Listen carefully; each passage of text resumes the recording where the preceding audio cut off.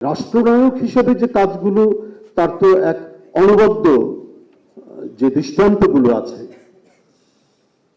যে rule of law, আইনের শাসন থেকে শুরু করে তিনি যে অবদানগুলি রেখেছেন, এখানে অনেকেই বলেছেন এবং এই বিষয়গুলি অনেকবার আলোচিত হয়েছে, তার অবদানগুলি।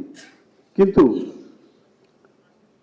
একজন ব্যক্তি জীবনে যে কোনো রাজনীতি করে না, একজন পেশাজীবী মানুষ, সাধারণ মানুষ, তিনিও যদি অনুকরণ করেন, তাহলে একজন স্বচ্ছ মানুষ হিসাবে, একজন পরিশুদ্ধ মানুষ হিসাবে তিনি সমাজে বিবেচিত হবেন। একটা চিঠি পড়েছিলাম আব্রাহাম লিঙ্কনের, অসাধারণ একটি চিঠি। তার ছেলেকে একটি স্কুলে ভর্তি করার পরে তিনি স্কুলের হেডমাস্টারকে বলেছেন, আমি আমার সন্তানকে আপনার স্কুলে পাঠালাম, আপনি সেই শিক্ষাই দেবেন। তাকে বলবেন নকল করার চেয়ে অকৃতকার্য হওয়া অনেক ভালো। $5 কুড়িয়ে পাওয়ার চাইতে $1 পরিশ্রম করে উপার্জন করা অত্যন্ত শ্রেয়। এবং নীরব হাসির গোপন সৌন্দর্য তাকে শেখাবেন। এরা হচ্ছে রাষ্ট্রনায়ক।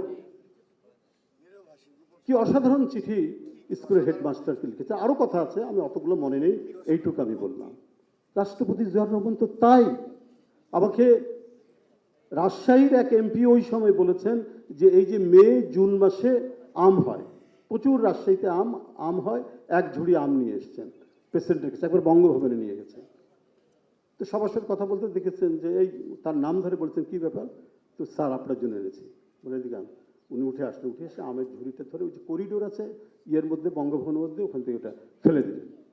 তো সাহস কম না, আমাকে আম দিতে এসছো।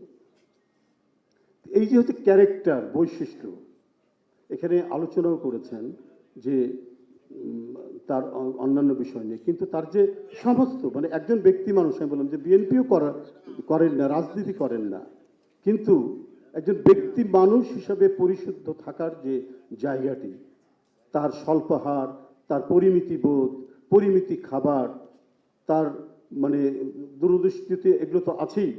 কিন্তু এই যে জীবনযাপনের ক্ষেত্রে একজন রাষ্ট্রপতি হিসেবেও যেভাবে জীবনযাপন করেছেন, এটা যদি আমরা অনুসরণ করি, এটাকে যদি আমরা অনুকরণ করি, নিঃসন্দেহে এই রাষ্ট্র, এই সমাজকে একজন এই ধরনের ব্যক্তি মানুষের সংখ্যা যখন বাড়বে, এই দেশকে আমরা একটি সমৃদ্ধশালী দেশ, শক্তিশালী দেশ এবং অধিকাংশ মানুষই ভালো মানুষ হিসাবে বিবেচিত হবেন। অপরাধ কমে যাবে, অপরাধীদের দৌরাত্ম্য কমে যাবে। এটা একটি দিক। আরেকটি বিষয় আমি বলবো, আমি দেখলাম, সেটা হলো যে বিরোধী দলের একজন নেতা তিনি বলেছেন যে এই যে কোরবানির হাট গেল, সরকারের পক্ষ থেকে বলা হয়েছে যে পদক্ষেপ না হবে, চাঁদাবাজি করা যাবে না, কিন্তু চাঁদাবাজি যাদের বৈশিষ্ট্য, তারা কি চাঁদাবাজি বন্ধ করে? টেলিফোনেও চাঁদাবাজি করা হচ্ছে। তো আমি তাদের উদ্দেশ্যে বলতে চাই, দেখুন, আমি আর যাই করি, বেশি লেখাপড়া করতে পারি না, বইটই পড়ি, কিন্তু খবরের কাগজের হেডলাইনগুলো তো পড়তে পারি। আমি এই সময়ে যত দেখেছি, ফেনীর জাকির নামে একজন জামাতের নেতা রোকন, তিনি মামলা প্রত্যাহার করিয়ে দিবেন বলে চাঁদা নিয়েছেন এবং সেটির যখন পত্রপত্রিকায় এসছে তখন তাকে বহিষ্কার করেছেন। শুধু তাই নয়, ফেনী নদীর বালু মিরেশ্বরের 2 জামাতের নেতা, একজনের নাম জাহাঙ্গীর, একজনের নাম রবিউ, তারা সেই বালির ঘাট দখল করতে গেছে। তো চাঁদাবাজ তো আপনাদের দলের মধ্যে যেভাবে উৎপন্ন হয়, সেটা যেটা বলেছেন, বিশেষ করে আমাদের প্রধানমন্ত্রী কোনো এক সময় বলেছেন গুপ্ত রাজনীতির কথা। আপনাদের বৈশিষ্ট্যটা তো গুপ্ত। আপনাদের এই গুপ্ত রাজনীতির মধ্যে চাঁদাবাজ আছে, দখলবাজ আছে, সবাই আছে। বারবার অভিযোগ তোলেন চাঁদাবাজি, তো আপনারা অবশ্য আরবি শব্দ ব্যবহার করেন। হ্যাঁ, না, ওটা জানি, ওটা পুরো, আমি ওটা আর বলতে চাইনি। আমি যেটা বলছি যে দেখুন, ওরা আরবি শব্দ ব্যবহার করে,